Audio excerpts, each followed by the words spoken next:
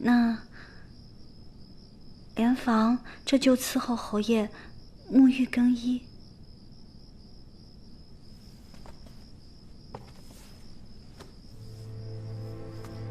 我非良人，你何必如此？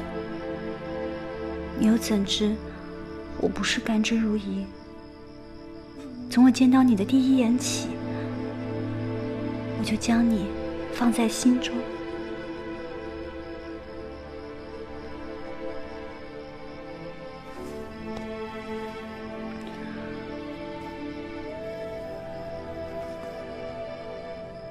我可以给你一个终身安乐的归宿，保你一生衣食无忧，但仅此而已。我要的不是这些，我只要侯爷肯给我机会。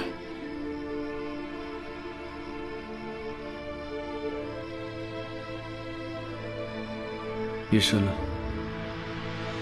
你早去歇息。侯爷，侯爷，你不要走，就留下来陪我一晚，哪怕只有一晚，好不好？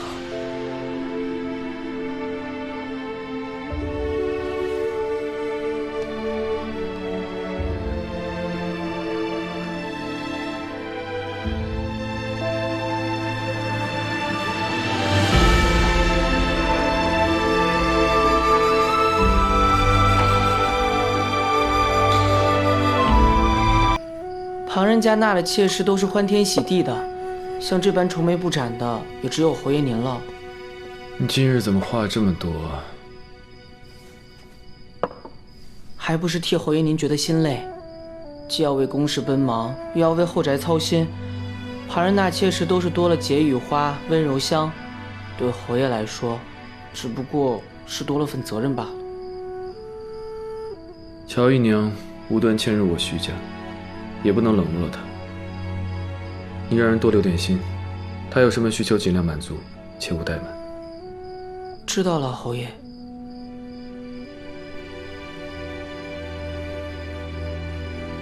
那我歇一会儿。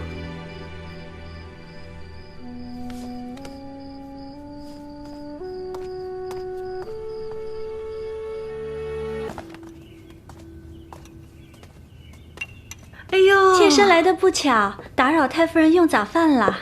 哎呦，莲房来了，来的正好。你看我一个人吃饭没滋没味的，快坐下，来。多谢太夫人。真是难为你了，看看这张小脸，清减了不少。近些日子呀，侯爷公务繁忙，一时劳顿那也是有的。你要多体谅着点儿，等得了闲，慢慢就会好的。侯爷在外奔波，莲房只要照顾好自己，便是为侯爷分忧了。好，好。太夫人，没过几日就是去慈安寺祈福的日子了，我抄了一些经，定能保徐家平安。哦，你也是个懂事的。太夫人，不如让二位姐姐坐下一起吃吧。他们会回自己的院里去吃，你把自己照顾好，多吃点儿。看看你，来，多吃。太夫人对妹妹真像对自己亲女儿一样。你还真说对了，莲房打小啊，我就把她当亲闺女一样对待。现在好了，都成了一家人了。